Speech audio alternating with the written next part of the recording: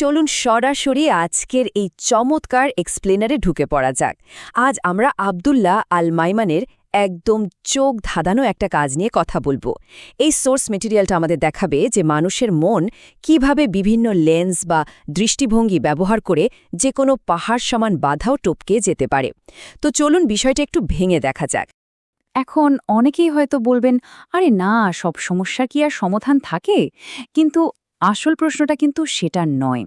আসল প্রশ্ন হলো, সমস্যাটাকে সম্পূর্ণ নতুন একটা অ্যাঙ্গেল থেকে দেখার জন্য আমাদের মস্তিষ্ক কি যথেষ্ট লেন্স বা দৃষ্টিভঙ্গি দিয়ে সজ্জিত?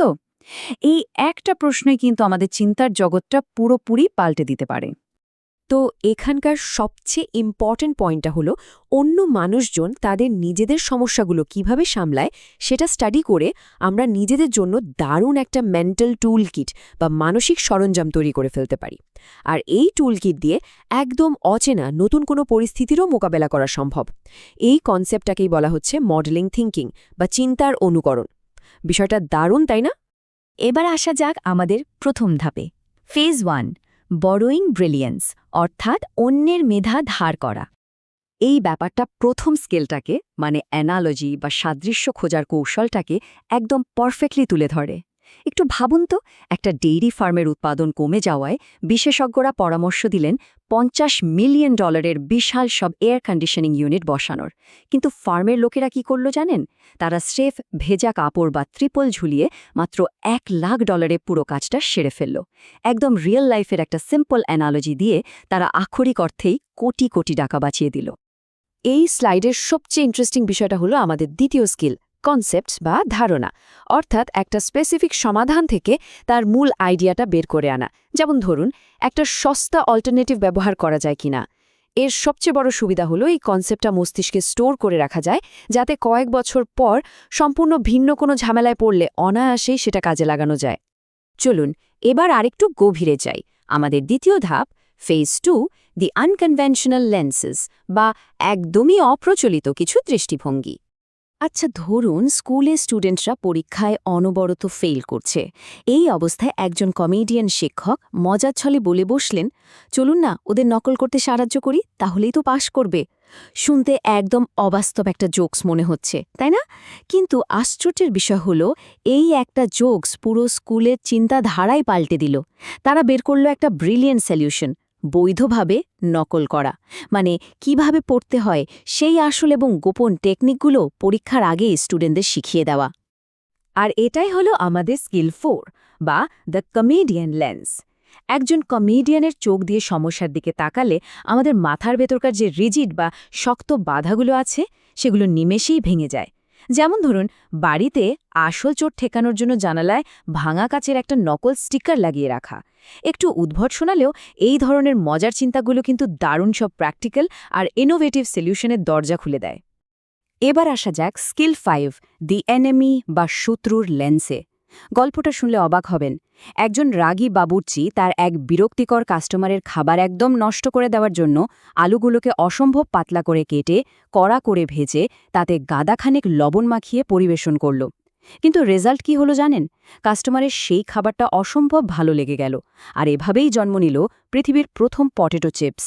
মানে একটু ভেবে দেখুন, একজন শত্রু কিভাবে পরিস্থিতি খারাপ করতে পারে সেটা চিন্তা করতে গিয়েও দুর্ঘটনাশত দুনিয়া কাঁপানো কোনো ইনোভেশন তৈরি হয়ে যেতে পারে।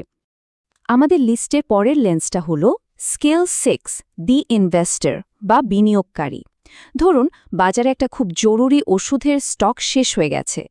এখন এই ইনভেস্টর লেন্স দিয়ে যে ভাববে, সে শুধু নিজের জন্য এক বোতল ওষুধ খুঁজবে না, বরং সে চিন্তা করবে কিভাবে এটা পাইকারি রেটে আমদানি করা যায়। এতে করে ওই সমস্যার সমাধান তো হবেই, উল্টো একটা ব্যবসাও দাঁড়িয়ে যাবে। এই লেন্সটা আমাদের শেখায় যে কোনো চ্যালেঞ্জকে কিভাবে লাভ আর ভ্যালু ক্রিয়েশনের দৃষ্টিকোণ থেকে দেখতে হয়। ঠিক আছে, চলুন এবার দেখি এই লেন্সগুলো আসলে কেন এত ইম্পর্ট্যান্ট। সোজা কথায়, এগুলো আমাদের ব্রেনকে তার চেনা গণ্ডি বা কমফর্ট জোন থেকে টেনে বের করে আনে। একঘেয়ে চিন্তার প্যাটার্নগুলো ভেঙে চুরমার করে দেয়, ক্ষোভ বা ফ্রাস্ট্রেশনকে ইনোভেশনে বদলে দেয়। এমনকি নিছক হাসি ঠাট্টা বা লোভকেও একেবারে দারুণ একটা স্ট্রাকচার, ক্রিয়েটিভ অ্যাসেটে পরিণত করে ফেলতে পারে। বন্য আর অদ্ভুত আইডিয়াগুলো থেকে বেরিয়ে এসে এবার ফোকাস করা যাক আমাদের তৃতীয় ধাপে, ফেজ 3, ম্যানেজিং দ্য মাইন্ডসেট।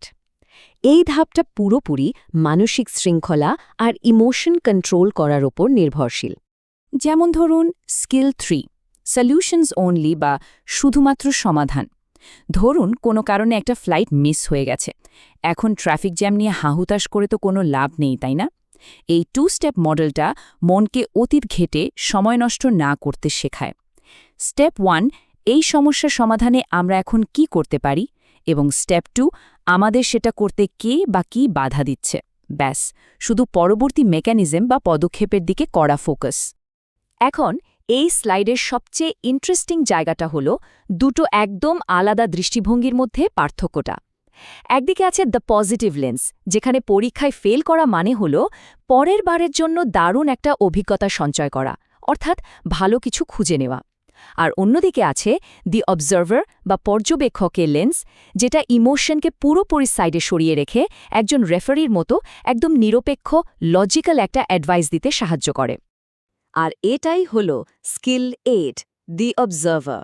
ধরুন একটা ফ্যামিলিতে ছোট গাড়ি রাখা হবে নাকি নতুন বড় গাড়ি কেনা হবে তা নিয়ে তুমুল ঝগড়া চলছে। এই উত্তপ্ত পরিস্থিতির বাইরে গিয়ে যদি একটু ভাবা যায়, তাহলে কিন্তু একটা দারুণ সমাধান বেরিয়ে আসে।